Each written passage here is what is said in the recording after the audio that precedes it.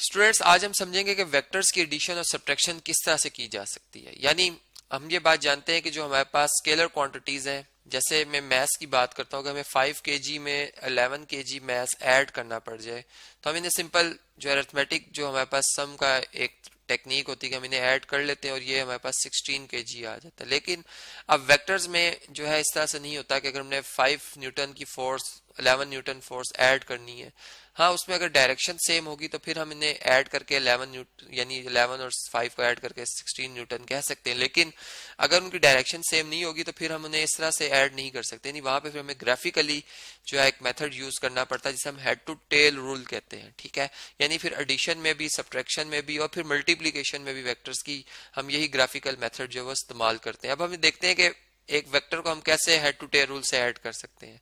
यानी सबसे पहले हमें डायरेक्शंस का पता होना चाहिए। यानी अगर हम यू बात करें कि ये हमारे पास एक हमारी ओरिजिन है और ओरिजिन से अगर मैं राइट साइड पे मूव कर रहा हूं तो मैं ईस्ट की डायरेक्शन में जा रहा हूं। ठीक है, और अगर मैं ओरिजिन ये इस पॉइंट से अगर मैं लेफ्ट साइड की तरफ जा रहा हूँ, ठीक है, लेफ्ट साइड की तरफ, तो ये हमारी कौन सी डायरेक्शन है जी? वेस्ट। इस तरह अगर मैं अपवर्ड डायरेक्शन में जा रहा हूँ, मतलब कि इस तरह से इस डायरेक्शन में वाई एक्सिस के ऊपर, वाई एक्सिस की डायरेक्शन में, तो ये नॉर्थ होगी। और अगर मैं इस तरह से डाउनवर्ड आ रहा हूँ इस तरह से, यानी ये हमारे पास जो डायरेक्शन बनेगी ये साउथ डायरेक्शन बनेगी। अब इसमें कुछ एंगल्स का हमें पता होना चाहिए। यानी अगर हमें कोई कहता है नॉर्थ ऑफ ईस्ट आप जो है वो कितना एंगल बना रहे हैं जी? आप 60 डिग्री बना रहे हैं, तो इसका क्या मतलब होगा? यानी नॉर्थ ऑफ ईस्ट का मतलब है कि ईस्ट हमारा रेफरेंस है। ठीक है, यानी ईस्ट, ये अगर इस पॉइंट से मैं इधर चलूं तो ये ईस्ट है। ठीक है, लेकिन मैंने ईस्ट की तरफ नहीं जाना, मैंने नॉर्थ की तरफ जाना है। कितने एंगल बनाते हुए? 60 डिग्री का। तो मैं इस तरह से ईस्ट से नॉर्थ की तरफ जो एंगल बनाऊंगा 60 का, ये मेरा बनेगा एंगल नॉर्थ ऑफ ईस्ट। लेकिन अगर कोई कहते हैं ईस्ट ऑफ नॉर्थ, ठीक है, यानी नॉर्थ का ईस्ट, तो इसका मतलब ये होगा कि अब आप नॉर्थ पर, यानी आप इधर से रेफरेंस ले रहे हैं नॉर्थ को, ठीक है, और नॉर्थ से ईस्ट की तरफ आप आ रहे हैं इस तरह से, तो फिर आपका ये एंगल बनेगा। यानी दोनों में देखें, यहाँ पे बड़ी इंपॉर्टेंट बात है कि ये डायरेक्शन बदल जाती है। यानी अगर आप इन दोनों में फर्क नहीं रखेंगे तो फिर आप ग्राफिकली वेक्टर्स को जो सही तरह से इनका सम बनता है वो नहीं कर सकेंगे। फिर इसी तरह अगर आपसे कोई कह दे कि वेस्ट ऑफ साउथ, ठीक है, तो वेस्ट ऑफ साउथ का मतलब है कि साउथ से वेस्ट की तरफ। ठीक है, वेस्ट ऑफ साउथ, ठीक है, यानी साउथ हमारा रेफरेंस होगा और हम वेस्ट की तरफ जितना एंगल वो कहेंगे फिर हम उसे प्रोटेक्टर से जो कि हमारे पास डी होती है उससे हम देखते हुए बनाते हुए आ जाएंगे।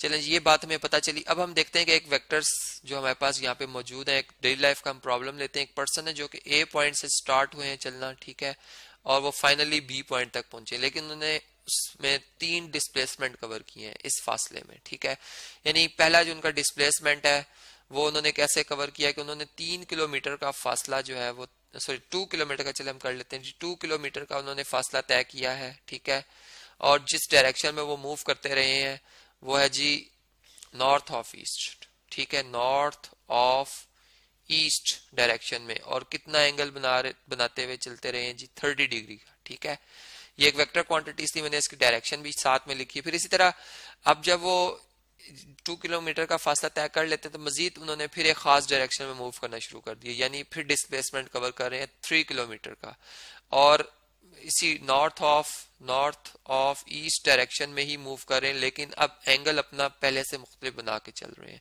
यानी अब वो 60 डिग्री का एंगल बना के मूव कर रहे हैं। और फिर इसी तरह जब वो थर्ड पॉइंट पे पहुंचते हैं, यानी सेकंड से थर्ड की तरफ यानी मूव कर रहे हैं अपने फाइनल हम कह सकते हैं पोजीशन की तरफ, तो फिर उन्होंने डिस्प्लेसमेंट कवर किया है 4 किलोमीटर का, और इनकी जो डायरेक्शन थी वो भी नॉर्थ ऑफ ईस्ट, लेकिन अब एंगल जो ये बना रहे थे ये 90 डिग्री का बना रहे थे। ठीक है, तो इस तरह से अब हमने बताना है कि इनकी फाइनल पोजीशन क्या होगी ग्राफिकली, और फिर कि इनका रिजल्टेंट जो डिस्प्लेसमेंट है उसकी कितनी मैग्नीट्यूड होगी।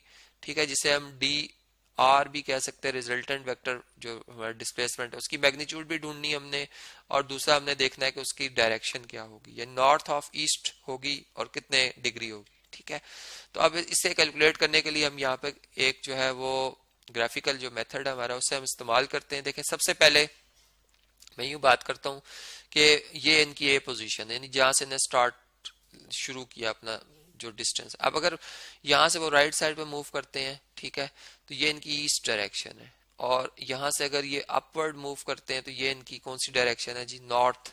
क्योंकि हमारे जितने भी एंगल है उनमें ईस्ट और नॉर्थ ही इस्तेमाल हो रहा है, इसलिए मैं अपनी जो डिस्कशन है उनमें ये इन दो डायरेक्शन की बात करूंगा, ठीक है। अब पहला जो इन्होंने एंगल मूव किया यानी बनाते हुए चले हैं वो 30 डिग्री का बनाते हुए चले हैं, और नॉर्थ ऑफ ईस्ट की तरफ, यानी ईस्ट से नॉर्थ की तरफ 30 डिग्री का एंगल। जब हम प्रोटेक्टर रखेंगे हमें पता चल जाएगा यहाँ पे 30 का एंगल है। यहाँ पे पेंसिल से एक मार्क लगाएंगे, इस पॉइंट को इस पॉइंट से मिलाते हुए। क्या हम 2 किलोमीटर की लाइन ड्रॉ करें? नहीं। यहाँ पर अब यहाँ पर हम एक स्केल भी मुतय्यन करेंगे, यानी हमारा स्केल जो होगा वो इस तरह से होगा कि जहाँ पे हम 2 किलोमीटर ड्रॉ कर रहे हैं उसके लिए हम 2 सेंटीमीटर की लाइन या 2 सेंटीमीटर की लाइन हम ड्रॉ कर देंगे, लाइन सेगमेंट, ठीक है। यानी इसलिए कि हमारे पास जो ग्राफ है, पेपर है, ग्राफ पेपर, उसके ऊपर इतनी गुंजाइश नहीं है कि उस पर हम इतनी लंबी लाइंस ड्रॉ कर सकें, ठीक है। तो यहाँ पर इसी तरह फिर इसका मतलब कि मैं 1 किलोमीटर को जो है वो 1 सेंटीमीटर से रिप्रेजेंट कर रहा हूँ। तो जहाँ पर 4 किलोमीटर होगा फिर वो 4 सेंटीमीटर की लाइन सेगमेंट रिप्रेजेंट करेगी, ठीक है। तो इस तरह से पहला वेक्टर जो हमारा है, मैं जो है इसकी मैग्नीट्यूड जो है वो 2 सेंटीमीटर यहाँ पे शो करूंगा, यानी ए से लेकर इस पॉइंट तक, यहाँ तक जो ये इस वेक्टर, जो कि इसकी डायरेक्शन के लिए मैं यहाँ पे एरो शो कर दूंगा, ये इस वेक्टर की मैग्नीट्यूड है ग्रीन कलर में जो लाइन सेगमेंट है, और ये डायरेक्शन है, ठीक है, जो कि 30 डिग्री का यहाँ पे एंगल बना रही है।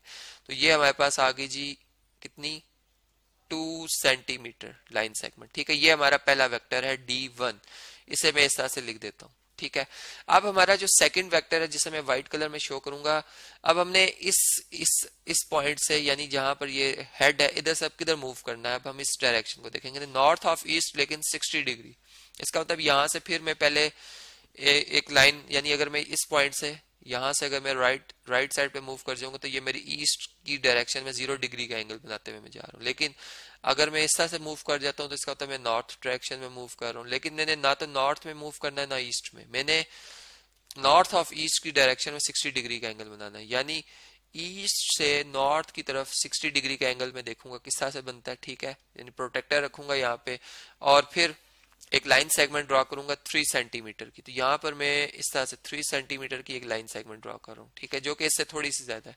अंदाजन मैंने बात की है, आप जब स्केल से बनाएंगे तो एग्जैक्ट आप सही सही बना रहे होंगे, ठीक है। ये हमारा सेकंड डिस्प्लेसमेंट वेक्टर आ गया 3 सेंटीमीटर का, जबकि इसने एंगल जो बनाया यहाँ पर वो 60 डिग्री का बनाया, ठीक है। फिर इसी तरह अब हमारा जो फाइनल वेक्टर, यानी ये लास्ट डिस्प्लेसमेंट वेक्टर है, इसमें अगर हम देखें तो फिर अगेन हमें यहाँ पर यही ईस्ट डायरेक्शन शो करनी पड़ेगी। यानी हर दफा हमें जब नया जो वेक्टर ऐड करना है उसके लिए हमें पहले ये दोनों डायरेक्शन लिखनी पड़ रही है, ठीक है। फिर हम देख देख के चलते हैं कि अब हमने कौन सी डायरेक्शन में मूव करना है। यानी अब हम नॉर्थ ऑफ ईस्ट, लेकिन 90 डिग्री एंगल, तो इसका मतलब ईस्ट से नॉर्थ की तरफ 90 का एंगल बनाएंगे। ये 90 का एंगल बन गया, ठीक है। और अब 4 सेंटीमीटर की हम लाइन सेगमेंट ड्रॉ कर देंगे, ठीक है। तो ये इस तरह से स्ट्रेट लाइन, क्योंकि इसमें स्केल रख कर हम जब ड्रॉ करेंगे तो स्ट्रेट लाइन होनी चाहिए जी। ये अंदाजन देख सकते हैं 4 सेंटीमीटर, ठीक है।